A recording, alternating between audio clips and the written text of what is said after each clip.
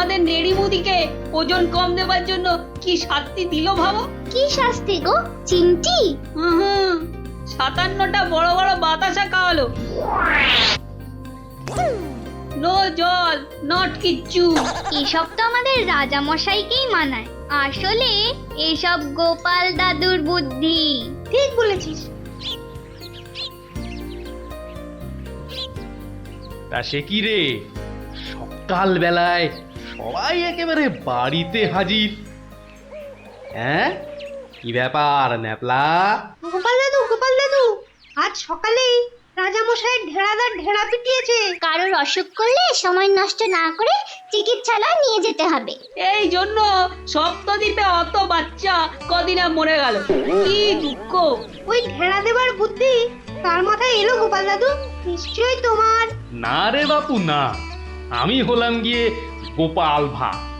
এ বুদ্ধি আমার আসে নাকি বল? হ্যাঁ, তাহলে রাজামশাইয়ের বুদ্ধি? হুম, রাজা মশাইয়েরও না। তাহলে কার বুদ্ধি? এই হলো আমাদের রাজবৈদ্য মহাশয়ের, বুঝলি? কত বড় কবিরাজ তিনি, তার চিকিৎসার গুণে মৃত্যুও হেরে যায়। ভাগ্যিস ওর মতো লোককে ঠিক মতো রাজবৈদ্য নির্বাচন করা হয়েছিল। এলেবেলে লোক তো আর কম আসেনি। কি করে নির্বাচন করা হলো গোপাল দাদু? সে এক ব্যাপার, বুঝলি? মস্ত ব্যাপার, শুনি নাকি? শুরু করো গোপাল দাদু। শোন তাহলে। সে বছর খুব গরম পড়েছিল, প্রাণ একেবারে হাই ঢাই যাকে বলে। ঘরে ঘরে অসুখ। এই সময়ে রাজামশাইয়ের চিকিৎসালয়ের যে বড় কবিরাজ, তিনি চলে গেলেন কাশীতে। যা বাবা, সে তো মহা বিপদের কথা, ভাববার কথা। সে আর বলতে, সবচেয়ে ভাবনা হলো রাজামশাইয়ের। প্রজাদের শরীরের কথা ভেবে ভেবে রাজামশাইয়ের ঘুম নেই একেবারে। রাজসভায় পাইচারি করে বেড়াচ্ছেন, সভা পণ্ড।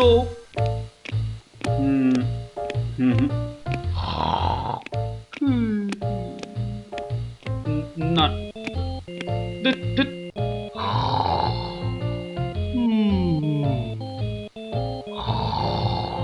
গোপাল! আগে মহারাজ, আপনার মুখ চোখ একেবারে শুকিয়ে গেছে মহারাজ। আপনার এত চিন্তা কিসের বলুন তো? হ্যাঁ, ওই সূর্যকে মেঘে ঢাকলে যেমন সব কিছু অন্ধকার, তেমনি আজ আমাদেরও সেই অবস্থা মহারাজ।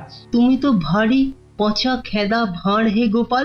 রাজবৈদ্য কাশি গেছে, দেখেছ কি চিকিৎসার হাল?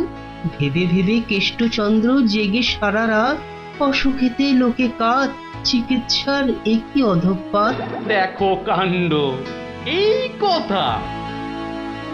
তুমি কি এই কথা বলছো গোপাল? অসুখ নামে কুমির এসেছে রাজ্যে, কেটে লম্বা খাল। আরে আপনি থামুন দেখি রাজকবি। দিন রাত্রি তো তেল দিচ্ছেন রাজামশাইকে। কিন্তু বিপদ তো এসে হাজির গোপাল। কবিরাজ পাওয়া শক্ত হবে না গোপাল, কিন্তু উপযুক্ত রাজবৈদ্য নির্বাচন করব কিভাবে? তার হাতেই তো সব ভার দিতে হবে। সে তো কম কথা নয়। সত্যি কি যে হবে, রাজবৈদ্য নেই ভাবলেই পেটটা কেমন গুড়ুগুড়ু করছে মহারাজ। বড় ভয়ঙ্কর ব্যাপার। কি করে ঠিক ঠিক রাজবৈদ্য নির্বাচন করব সেই চিন্তাই এখন করছি। রাজামশাই যদি অভয় দেন, তাহলে সবচেয়ে গুণী রাজবৈদ্যকে আমি নির্বাচন করে দেব। তুমি ভাঁড় করবে রাজবৈদ্য নির্বাচন? রাজপণ্ডিত শুনুন শুনুন, কি বলে গোপাল শুনুন। অদ্ভুতং! বামুন হয়ে চাঁদ ধরতে চায়। বামুনং চন্দ্রং ধরিষ্যতি। অদ্ভুতং অদ্ভুতং। কালে কালে কতই হবে, পিঠে পুলির ল্যাজ বেরোবে, বেড়ালের সিংহ যাবে, সিংহ মশাই ঘাস যে খাবে। শুনুন মহারাজ, শুনুন শুনুন, যদি আমি ঠিক ঠিক রাজবৈদ্য বেছে দিতে না পারি, তাহলে আমার এক গালে চুন আর এক গালে কালি মাখিয়ে উল্টো কাঁধায় চড়িয়ে কৃষ্ণনগরে ঘোরাবেন, ঠিক আছে? বেশ বেশ, গোপালের কথায় আমরা রাজি। বলো গোপাল, এবার কি করতে হবে? মহারাজ, ওই মন্ত্রী মশাইকে বলুন দেয়ালে দেয়ালে আপনার ঘোষণা সেঁটে দিতে। আগামী মঙ্গলবার মানে 7 দিন পরে আপনি এ রাজ্যে বৈদ্যদের ডাকুন, আমি ঠিক লোক বেছে দেব মহারাজ। বেশ, আগামী মঙ্গলবার 7 দিন পর। মন্ত্রী, মহারাজ, করো ঘোষণা, রাজবৈদ্য চাই। যে আজ্ঞে রাজামশাই। তারপর কি হলো গোপাল দাদু? হ্যাঁ, কি হলো? হ্যাঁ, কি আবার হবে? নবদ্বীপ জুড়ে দেয়ালে দেয়ালে সাঁটা হলো রাজবৈদ্য চাই। পরের মঙ্গলবার হই হই কাণ্ড, সবাই চায় রাজবৈদ্য হতে। ময়রা, নাপিত, নারকোল পাড়িয়ে তারাও সব ছুটলো রাজবৈদ্য হতে। একেবারে 3000 বৈদ্য, বুঝলি? 3000! মহারাজ কৃষ্ণচন্দ্র তো গুণী মানুষ, তিনি 3000 জনের থেকে 3 জনকে বেছে দিলেন। ওদের মধ্যে থেকে বেছে দিতে হবে রাজবৈদ্যকে। 3000 বৈদ্য এসেছিলেন, বেশিরভাগই রদ্দি। অথচ বলছে আমরা সব বদ্যি। আরে চুপ করো না বাপু, রাজামশাইকে বলতে দাও না ভায়া। আমি 3000-এর মধ্যে 3 জনকে বেঁচেছি। এইবার তোমাকে আসল বাছা বাছতে হবে, আর ঠিক মতো না হলে এই গালে মাখিবে চুন, ওই গালে কালি, গাধায় চড়িয়া ভাঁড় খাবে গালা গালি। হ্যাঁ, আমি তৈরি আছি কবি মশাই। আপনি কাকে কাকে বেছেছেন মহারাজ? মন্ত্রী মশাই, ডাকুন ওদের, এটা আপনার কর্ম। প্রথম বৈদ্য এসেছেন সেই সুদূর কিষ্কিন্ধা থেকে, নাম শ্রী শ্রীল আয়ু আচার্য দন্তলাবণ্য মহার্ণব। কোথায় কোথায়?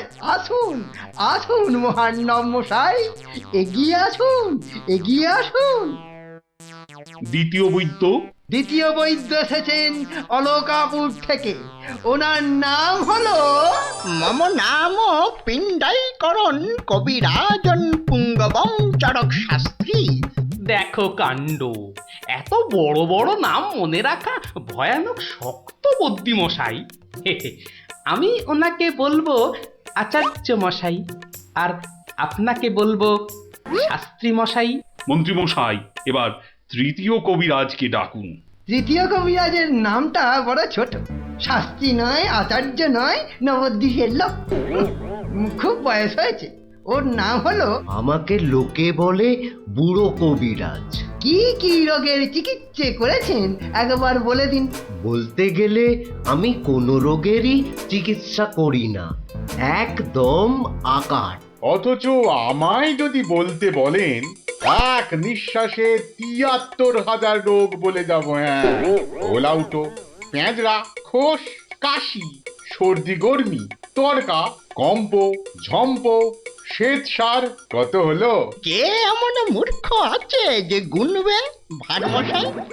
ও যদি ৭৩,০০০ রোগের নাম বলে, আমি বলবো ৮৩ লাখ।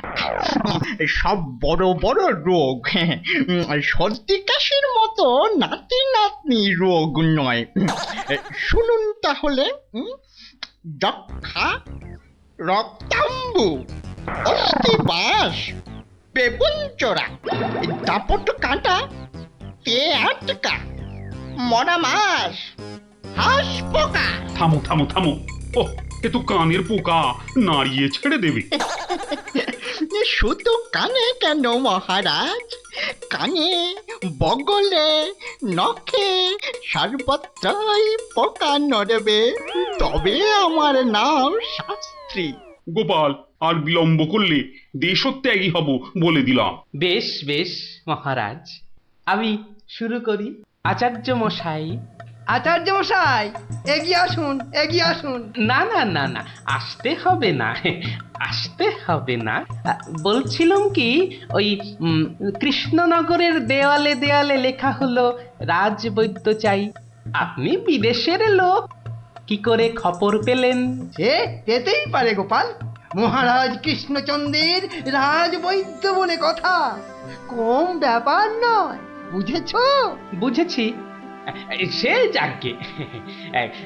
কবিরাজ মশাইগণ, সভাসদগণ, আপনারা সবাই জানেন আমাদের শাস্ত্রে একটা কথা আছে, শতং মারি ভবেত বৈদ্য। যে কবিরাজ যত বেশি মারতে পারবে সে তত বড় বৈদ্য। নিন আচার্য মশাই, আপনি বলুন কজন মরেছে এ পর্যন্ত? কি করে হুট করে বলি? বলুন বলুন, ওই দু চারটে কম বেশি হলে সেটা কিছু হবে না। তা ধরেন মোট রোগী দেখেছি ৩,৮০৬ জন গতকাল পর্যন্ত। হাততালি হাততালি হাততালি। এবারে বলুন আচার্য মশাই, তাদের মধ্যে মেরেছেন কজনকে? মানে কজন মরেছে আর কি। একেবারে ২৫০০। যমরাজের ঘরে পাঠিয়ে আমি কবিরাজ। আরে দূর দূর, নাবালক দুগ্ধপোষ্য, ২৫০০ মেরেই একেবারে হনুমানের মতো লাফাচ্ছে দেখো। হ্যাঁ, এ কবিরাজি না করে রাজসভায় নাচুক মহারাজ। হ্যাঁ, এর রোজই ২.৫ পো আদা নিম পাতার সঙ্গে বেটে খাওয়া উচিত। আপনি কতজন রোগী দেখেছেন শাস্ত্রী মশাই? ১৫০০ হবে, কি বলো? আমি দেখেছি ১৮,৭৭১ জন, মরেছে ১৮,৩০০। লোকে আমার দেশে আমার ছবি রেখে চরণামৃত খায়, বুঝেছেন?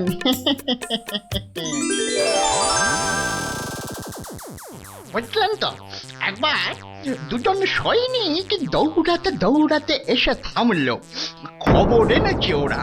তা আমি শক্তি বাড়াবার জন্য একটু শরবত দিলাম। ওরা খেলো? খেলো, ফুলে গেল, পটাং করে ফেটে মরে গেল।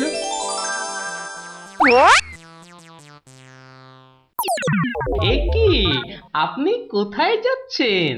আরে পাকড়ো পাকড়ো। আপনি কোথায় পালাচ্ছেন দাদু মশাই? আমাকে ছেড়ে দিন মশাই, আমি এদের মতো অত গুণী নই। সে কি, রোগী দেখেননি আপনি? দেখেছি মশাই, কিন্তু বড় কম। কেন কম কেন? আমি যে রোগ হতেই দিই না। আমার গুরু আমায় শিখিয়েছেন, রোগের কারণগুলো নষ্ট করে দিলে রোগই হবে না। আমি যে তাই করি। কত রোগী এতদিন দেখেছেন কবিরাজ মশাই?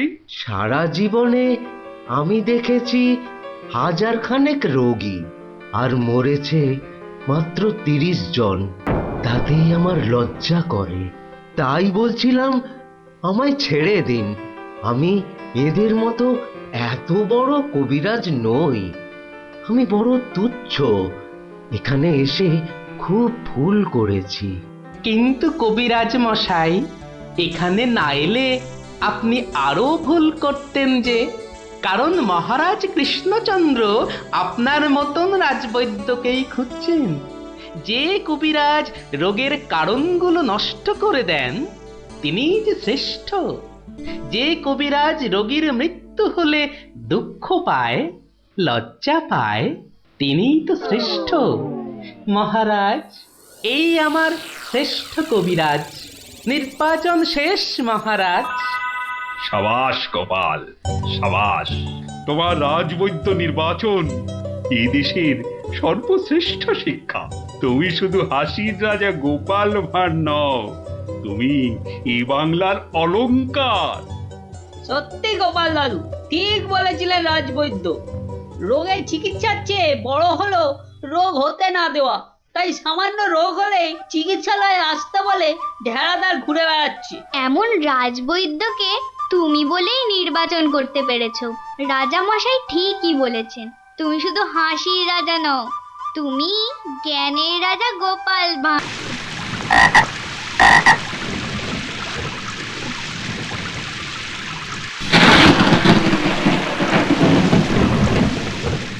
মহামন্ত্রী, আমার ঠিক বোধগম্য হয় না বিদ্যুৎ ঝলকানির পরই কেন বজ্রপাত হয়। আপনি জানেন কিছু? আগে এটাই প্রাকৃতিক নিয়ম মহারাজ। কিন্তু প্রকৃতি সকলের জন্য তো একই নিয়ম করেছে, তাই না? আগে হ্যাঁ মহারাজ, প্রাকৃতিক নিয়ম সকলের জন্য একই। তাহলে আপনার মাথায় ভর্তি চুল আর গোপালের মাথায় টাক পড়লো কেন? আগে আগে মহারাজ। থাক থাক, বেশি মাথা চলকাবেন না, না হলে আপনারও গোপালের মতো দশা হয়ে যাবে। আচ্ছা গোপাল, তোমার কি জানা আছে এই প্রশ্নের উত্তর? জানি মহারাজ। তবে তুমিই বলো, বজ্রপাতের আগে বিদ্যুৎ ঝলকায় কেন? আসলে মহারাজ, বজ্রপাত করবার আগে ভগবান টর্চ জেলে দেখে নেন ঠিক কোথায় ওটা ফেলতে হবে।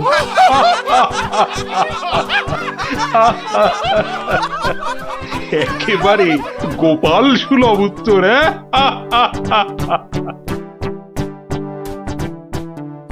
বৃষ্টি বন্ধ হলো দেখছি। আবার বৃষ্টি আরম্ভ হওয়ার আগেই আপনারা বরং বাড়ি ফিরে যান। সবার কাজ এখানেই আজ আমি শেষ করছি।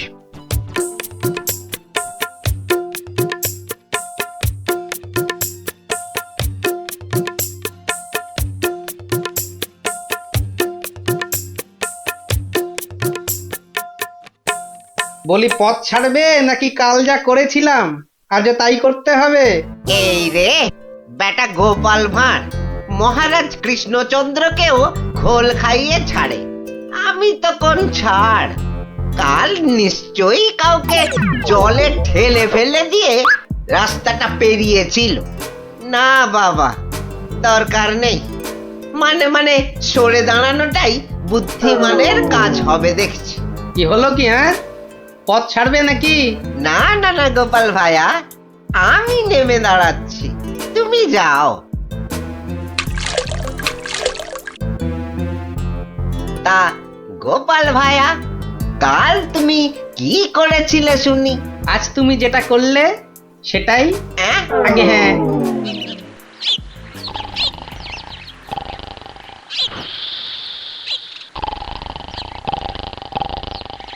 আচ্ছা গোপাল দাদু, কদিন আগেও তো তোমার চালা ঘর ছিল, এত তাড়াতাড়ি পাকা বাড়ি কি করে হলো শুনি?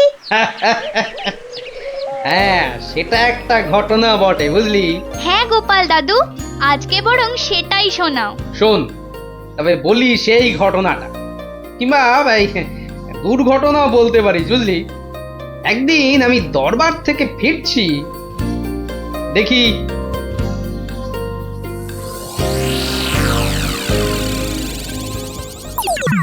উফ, সবাই দেখছি দালান কোঠা বানিয়ে ফেললো, আর আমার কি না সেই চালাঘর। কিছু একটা করতে হবে, আমিও পাকা বাড়ি হাঁকাবো। কিন্তু কিন্তু পাকা বাড়ি যে করব, কত টাকা কোথায়, কে দেবে টাকা? দেখি একটু চিন্তা ভাবনা করে দেখি।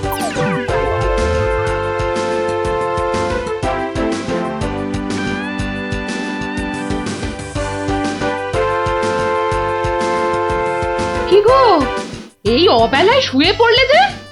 শরীর টরীর খারাপ নাকি? বলি, কানের মাথা খেয়েছ নাকি? কি বললুম শুনতে পেলে না? বুদ্ধি খাটাচ্ছি গিন্নি, বুদ্ধি খাটাচ্ছি। থাক থাক থাক থাক, আর বুদ্ধি খাটিয়ে লাভ নেই। একটা মশারি খাটাতে গেলে যে উল্টে পড়ে যায়, সে কিনা বুদ্ধি খাটাবে? আরে বাবা, বুদ্ধি খাটিয়েই তো 2 পয়সা কামাচ্ছি, নইলে নইলে নইলে কি হতো শুনি? না, তেমন কিছু না, ওই উনুনে হাড়িটা চড়তো না, এই আর কি। যাক, খোকাকে একবার ডেকে দাও তো। খোকাকে? খোকাকে আবার কি দরকার? বেশি কথা না বলে ডাকোই না তুমি বাবু। তোমার ব্যাপার স্যাপার কিছুই বুঝি না বাপু। ওরে ও খোকা, খোকা! আমাকে তুমি ডাকছো বাবা? হ্যাঁ শোন, কাঁচা বাড়ি পাকা করবার একটা মতলব এটেছে, বুঝলি? তাই নাকি? আমাদের পাকা বাড়ি হবে? হবে রে বাবা, হবে হবে। শোন, কাল তুই শুধু মহারাজকে গিয়ে বলবি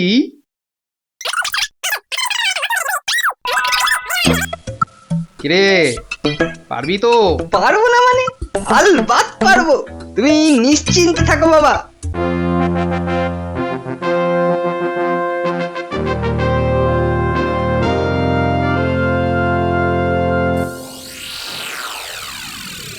কি ব্যাপার মন্ত্রীমশাই, গোপালের পাত্তা নেই কেন? গোপাল তো কখনো দেরি করে না মহারাজ, কিন্তু আজ কি ব্যাপার খোকা, কাঁদছো কেন? কি হয়েছে? কে তুমি? মহারাজ, আমি গোপাল ভাইয়ের ছেলে। গোপালের ছেলে? কি ব্যাপার, তোমার বাবাও আজ তো অনুপস্থিত দেখছি। কি হয়েছে গোপালের? আগে মহারাজ, আমার বাবার কৃষ্ণ প্রাপ্তি হয়েছে। কৃষ্ণপ্রাপ মানে তো মারা গেছে? সে কি, গতকালই তো। মহারাজ, আমাদের সকলেরই এখন গোপালের বাড়ি যাওয়া উচিত। না না, এই শোকের মধ্যে আমরা গেলে গোপালের স্ত্রী আরো ভেঙে পড়বে। দুঃখ একটু কমলে বরং। তাহলে এখন আমাদের কি করা উচিত মহারাজ? এখন গোপালের ক্রিয়াকর্মের জন্য 1000-5 টাকা ওর ছেলেকেই দিয়ে দিন। যথা আজ্ঞা মহারাজ, আমি খাজাঞ্চি বাবুর থেকে টাকাটা এক্ষুনি এনে দিচ্ছি। উফ, মরেও টাকা নিয়ে গেল। হ্যাঁ, চিন্তা করো না খোকা, এখন যৎকিঞ্চিৎ দিচ্ছি, শ্রাদ্ধের সময় আরো 1000 দেব, কেমন? মহারাজ, মহানুভব। নিন মহারাজ, আপনি নিজে হাতে ওকে টাকাটা দিন। উফ, কতগুলো টাকা! হ্যাঁ, এসো এসো, তোমার বাবা ছিল আমার বন্ধুর মতো। অনেক বিপদ আপদ থেকে গোপালই আমাকে বাঁচিয়েছে। না না, টাকাটা ধরো। ধন্যবাদ মহারাজ, আমি এখন যাই। এসো এসো।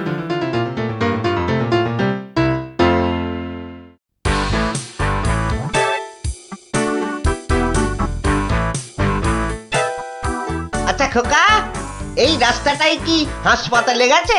আপনার কি মাথা খারাপ হয়েছে? রাস্তার কি অসুখ করেছে যে হাসপাতালে যাবে? না না না না, সে কথা বলছি না, বলছি যে কিচ্ছু বলতে হবে না, আমার তাড়া আছে, আমি চললাম।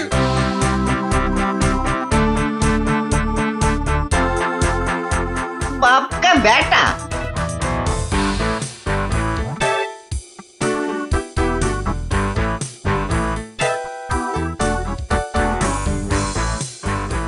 কিরে খোকা, টাকা আনতে পেরেছিস? পারবো না মানে? আমি গেছি আর পারবো না? নাও ধরো 5000, শ্রাদ্ধের সময় আরো 1000 পাওয়া যাবে। বলিস কি রে, 5000? পরে পরে আরো 20? না, তোর বুদ্ধি আছে দেখছি। বুদ্ধি থাকবে না? কার ছেলে দেখতে হবে তো। যাক, তবে তবে এবার বাড়িটা পাকা করা যাবে, হ্যাঁ কি বলিস? সে আর বলতে। মন্ত্রীমশাই, এবার দুধকে পাঠান, গোপালের বাড়ির সব সংবাদ নিয়ে আসুক। যথা আজ্ঞা মহারাজ। রাজদূত, আজ্ঞা করুন মহামন্ত্রী। এক্ষুনি গোপালের বাড়ি যাও, সব সংবাদ নিয়ে এসো। যথা আজ্ঞা মহামন্ত্রী। দেখো বেশি দেরি যেন না হয়, মহারাজ খুবই চিন্তিত, তোমার সংবাদের অপেক্ষায় রইলেন। না না, দেরি হবে না, আমি যাব আর আসবো।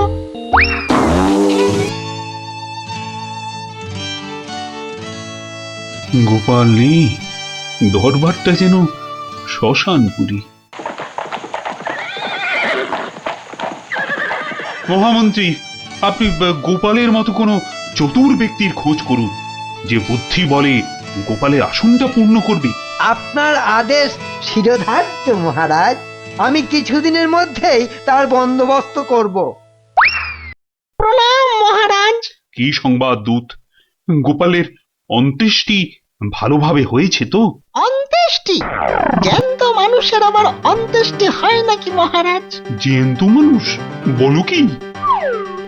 গোপাল বেঁচে আছে? হ্যাঁ হ্যাঁ, জ্যান্ত। গোপাল দাদা বেঁচে তো আছেই, একেবারে বহাল তবিয়তে পাকা বাড়ির তদারকি করছে। গোপাল গোপাল বাড়ি বানাচ্ছে? এই তুমি ঠিক দেখেছো? আজ্ঞে মহারাজ, শুধু দেখিনি, গোপাল দাদার সঙ্গে কথাও কয়ে এলাম। ঠিক আছে, তুমি যাও যাও। বেটা ভাঁড়ের এত স্পর্ধা! না, অনেক সহ্য করেছি, আর মেনে নেওয়া যায় না। বড্ড বাড় বেড়েছে গোপাল, এর এবার একটা বিহিত করা দরকার। প্রহরী, প্রহরী, আজ্ঞা করুন মহারাজ। অবিলম্বে গোপাল আর ওর ছেলেকে ধরে নিয়ে এসো। আমি এক্ষুনি যাচ্ছি রাজামশাই। আজই গোপালকে শুলে চড়াবো, আর ওর ছেলেকে জ্যান্ত পুঁতে মারবো। এত স্পর্ধা! আমার আমার সঙ্গে প্রতারণা! বেশি উত্তেজিত হবেন না মহারাজ, আপনার রক্তচাপ বৃদ্ধি পেতে পারে। উত্তেজিত হব না? কি কি বলছেন মহামন্ত্রী? আমার সঙ্গে প্রতারণার পরেও আমি উত্তেজিত হব না? প্রতারকদের যথোপযুক্ত শাস্তি তো হবেই, সুতরাং উত্তেজনা বর্জনীয় মহারাজ। ঠিক আছে, ঠিক আছে, ঠিক আছে। আমি আমি প্রহরীর এরার অপেক্ষায় রইলাম। গোপাল দাদা আছেন নাকি? গোপাল দাদা, ও গোপাল দাদা! কে? ও, রাজপ্রহরী, কি ব্যাপার? এই তো রাজদূত এসেছিল, আবার তুমি কেন বাপু? মহারাজ আপনাকে আর আপনার ছেলেকে ধরে নিয়ে যাবার আদেশ দিয়েছেন। কি ব্যাপার প্রহরী, হঠাৎ ধরে নিয়ে যাবার আদেশ কেন? তার আমি কি জানি। ডাকুন, ডাকুন আপনার ছেলেকে। খোকা, ও খোকা! কি হলো? কেন ডাকছো? আমাদের ডাক পড়েছে রে, এক্ষুনি যেতে হবে। কে ডেকেছে বাবা? কোথায় যেতে হবে? মহারাজ ডেকেছেন বাবা, রাজসভায় যেতে হবে। মহারাজ, তবে কি সাধ্যের টাকাটা আজই দিয়ে দেবেন রাজামশাই? না, আমার মনে হয় ওই রাজামশাই নিজেই আজ আমাদের শ্রাদ্ধ করবেন। চলুন গোপাল দাদা, তাড়াতাড়ি চলুন। দাঁড়াও বাবু, দাঁড়াও দাঁড়াও, গায়ে চাদরটা আগে জড়িয়ে নি। চলো, চল রে খোকা, চল।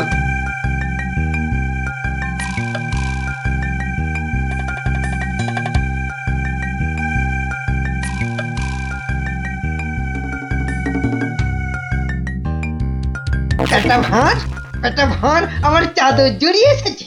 এক্ষুনি টের পাবি কত ধানে কত চাল। মহারাজের সঙ্গে প্রতারণা, হ্যাঁ? হরে কৃষ্ণ কৃষ্ণ কৃষ্ণ হরে হরে, হরে হরে হরে হরে, হরে কৃষ্ণ। মহারাজ, আমাদের জরুরি তলবের হেতু আমার সঙ্গে প্রতারণা করার শাস্তি হিসাবে তোমাকে শুলে চড়ানো হবে, আর তোমার ছেলেকে জ্যান্ত পোতা হবে। হরে কৃষ্ণ, আপনার সঙ্গে প্রতারণা করব এমন স্পর্ধা আমার আছে মহারাজ। তো তোমার ছেলে যে বলল তোমার কৃষ্ণ প্রাপ্তি হয়েছে, তো এটা প্রতারণা নয়? হরে কৃষ্ণ হরে কৃষ্ণ, আমার ছেলে মিথ্যে বলেনি মহারাজ। এখনো বলবে তোমার কৃষ্ণ প্রাপ্তি হয়েছে? তুমি তো সশরীরেই আমার সামনে দাঁড়িয়ে রয়েছো। হরে কৃষ্ণ, কৃষ্ণ প্রাপ্তি মানে কি মারা যাওয়া মহারাজ?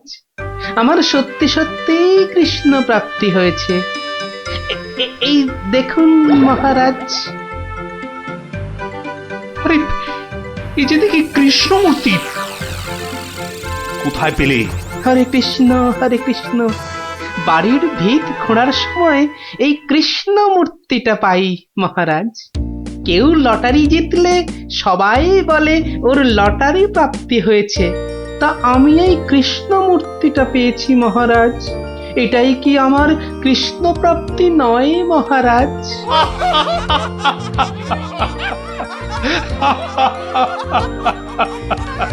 না গোপাল, না, আমারই বোঝার ভুল হয়েছিল। আমার বোঝার ভুলে তোমরা কেন শাস্তি পাবে? না না, আমার আদেশ আমি এক্ষুনি ফিরিয়ে নিচ্ছি। শাস্তির আদেশ না হয় ফিরিয়ে নিলেন, কিন্তু মহারাজ আপনার প্রতিশ্রুতি? প্রতিশ্রুতি? কিসের আবার প্রতিশ্রুতি? কেন? বাবার সাধ্যে আরো 20,000 টাকা দেবার প্রতিশ্রুতি মহারাজ। কিন্তু খোকা, তোমার বাবা তো মরেনি, তার আবার শ্রাদ্ধ কিসের? মহারাজ বামুন ডেকে শ্রাদ্ধ করে নিলেই তো ল্যাটা চুকে যায় মহারাজ। জীবিত মানুষের শ্রাদ্ধ? হুঁ, সে কখনো হয় নাকি? হয় মহারাজ হয়, বুদ্ধি থাকলেই হয়। তোমার কথাটা তো ঠিক বোধগম্য হলো না।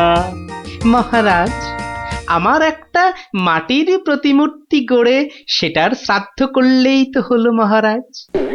জীবিত গোপাল জীবিত রইল, মাটির গোপালের শ্রাদ্ধ হলো। না গোপাল, তোমার ওই টিকোমাতার বুদ্ধির কাছে আমি আবার পরাজিত হলাম। মন্ত্রীমশাই, ওই খাজাঞ্চি বাবুকে বলে আমার প্রতিশ্রুতি মতো আরো 20,000 টাকা গোপালকে এনে দিন। ধন্যবাদ মহারাজ। তাহলে শ্রাদ্ধে সবাই আসছেন তো? আরে না না না, থাক থাক, শ্রাদ্ধ শান্তি করে আর পয়সা নষ্ট করতে হবে না। তুমি বরং বাড়িটাই ভালো করে বানিয়ে নাও। মহারাজের জয় হোক, সকলই রাজারই ইচ্ছা, দয়াবতার রাজা তুমি, কাজকর্ম তুমি করে যাও, তু পাইস কামাই আমি, সকলই রাজারই ইচ্ছা। তাই হচ্ছে আমার কাঁচা বাড়ি পাকা করার গল্প। কেমন শুনলি? সত্যি গোপাল দাদু, তোমার যে কি বুদ্ধি! হ্যাঁ, তা খানিকটা আছে বই কি।